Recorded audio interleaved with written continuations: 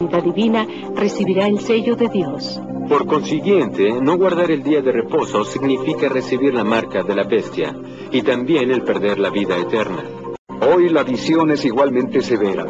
En la página 193 de la publicación adventista, 27 doctrinas fundamentales dice: cuando este punto se presenta claramente delante del mundo, aquellos que rechacen el memorial de la creación divina, el sábado bíblico, eligiendo adorar y dar honor al domingo, conocido claramente que no es el día de adoración dado por Dios, recibirán la marca de la bestia. Esta es una marca que indica rebelión. Así que hoy en día, los adventistas han sujeto la salvación dependiente del día de la semana en que uno rinde culto.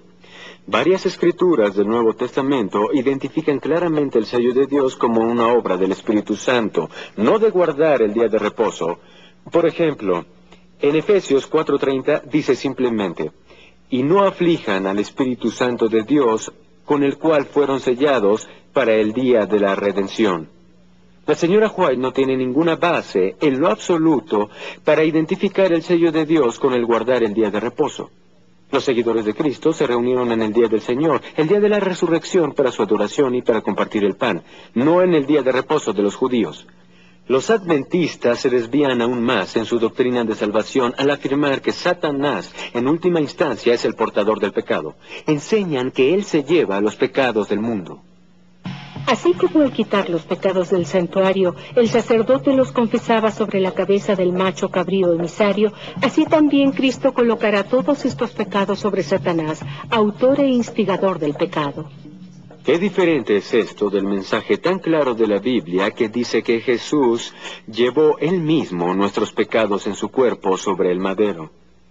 El apóstol Juan exclamó: «He aquí el Cordero de Dios que quita el pecado del mundo». La verdadera salvación debe centrarse solo en Jesucristo. Steve Cannon, director de Personal Freedom Outreach, un ministerio de investigación de sectas muy respetado, ha examinado la cuestión de si el adventismo del séptimo día debería ser clasificado como una secta. Hoy, los adventistas del séptimo día luchan por ser incluidos en la línea principal de cristianos, protestantes y evangélicos, y por consiguiente objetan fuertemente cualquier comentario de que estén enseñando doctrinas sectarias. Un pastor adventista proporcionó las siguientes 5 características de una secta. Usted juzgue si esta denominación encaja o no en su propia definición de una secta. Punto 1. Las sectas o las religiones falsas normalmente tienen un poderoso líder humano que se convierte en el Mesías, entre comillas, de la secta. ¿Quién puede negar la confianza total del grupo en las enseñanzas de Elena G. de White? Tal vez no sea llamada su Mesías, pero evidentemente es su mensajera de Dios, venerada por todos. Punto 2. La palabra de los líderes o enseñanzas de la secta se convierten en la verdad absoluta más importante que las enseñanzas de la Biblia.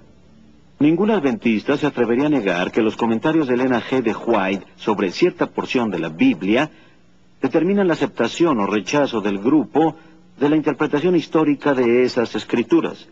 Sus interpretaciones prevalecen y se convierten en doctrina adventista. Aún hoy, se considera que sus escritos son tan inspirados como las escrituras. Punto 3. Toda secta usa tácticas de presión para forzar a los miembros a la sumisión.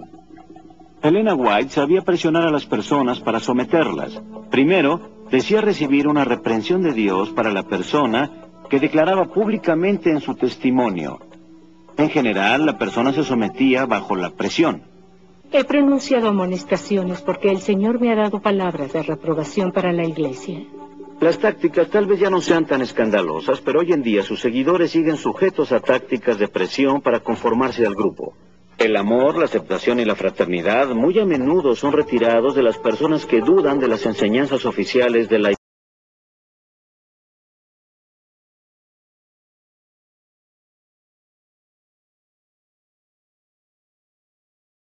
Toda secta niega la verdad central del Evangelio, que Jesús es el divino Hijo de Dios, sin principio ni final. Niegan que su muerte haya traído salvación para toda la raza humana. Como resultado, la salvación se alcanza por la adherencia a las enseñanzas de la secta, en lugar de por aceptar a Cristo y seguirlo.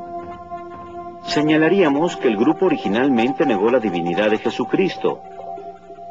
Hoy creen que Jesucristo es eterno, pero están atascados en la vieja doctrina de que Jesús es el arcángel Miguel. Necesitan establecer firmemente una doctrina y descontinuar la otra. Sin embargo, no pueden abandonar esta doctrina que contradice a Hebreos 1:13, porque aceptarían que la profetisa White cometió un error. En cambio, tratan de conformar ambas doctrinas opuestas. Esta es una posición imposible. Acerca de la salvación por gracia solo por fe en Cristo, los adventistas han agregado el juicio investigador, el guardar el día de reposo, la obediencia a los 10 mandamientos y otras leyes del Viejo Testamento como requisitos para la salvación. Además creen que los pecados del mundo han sido puestos sobre Satanás en lugar de Cristo y que los cristianos deben presentarse solos ante Dios, sin Cristo como su mediador. Los que vivan en la tierra cuando cese la intercesión de Cristo en el santuario celestial deberán estar en pie en la presencia del Dios Santo sin mediador. Compare esto con la precisa afirmación de la Biblia en Hebreos capítulo 7, versículo 25, acerca de Jesucristo. Por lo cual, puede también salvar perpetuamente a los que por Él se acercan a Dios, viviendo siempre para interceder por ellos. En verdad, la salvación para ellos, los adventistas, colocando el pecado en Satanás, no es la salvación que enseña la Biblia. Punto 5. Las sectas instan a menudo a sus convertidos a dejar a sus familias. Por fin podemos encontrar un punto en el que estamos de acuerdo. Los adventistas no instan a sus convertidos a dejar a sus familias. Eso significa que de los 5 puntos que marcan a un grupo como una secta, 4 aplican a los adventistas. Por lo tanto, muchos sienten que es demasiado parecido a una secta. En la década de 1950, ministros cristianos evangélicos reconocidos se acercaron a la jerarquía de los adventistas para saber la verdadera naturaleza de sus creencias doctrinales. En un gesto similar al de los mormones, los adventistas, deseando la aprobación de la comunidad cristiana más numerosa, engañosamente adoptaron la visión evangélica de la salvación solo por gracia. Esto apacentó temporalmente a muchas denominaciones cristianas, pero causó daños dentro del adventismo del séptimo día. Muchos seguidores se sintieron traicionados y comenzaron a investigar las enseñanzas de Elena G. de White para descubrir la verdad. Quienes lo hicieron se alarmaron por lo que encontraron.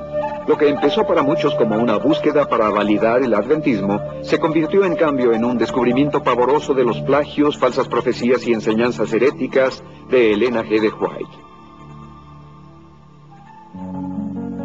Yo nací y crecí como una adventista del séptimo día de la 4ª generación, con raíces en la familia Kellogg.